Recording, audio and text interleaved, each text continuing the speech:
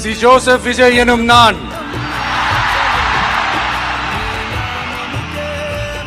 தமிழ்நாட்டு அரசின் முதலமைச்சர் என்ற முறையில்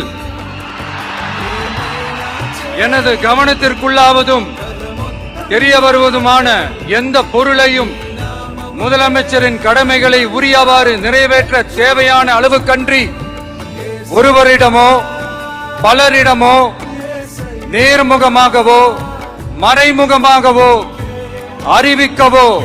வெளிப்படுத்தவோ மாட்டேன் என்று ஆண்டவன் மீது ஆணையிட்டு உறுதிமொழிகிறேன்.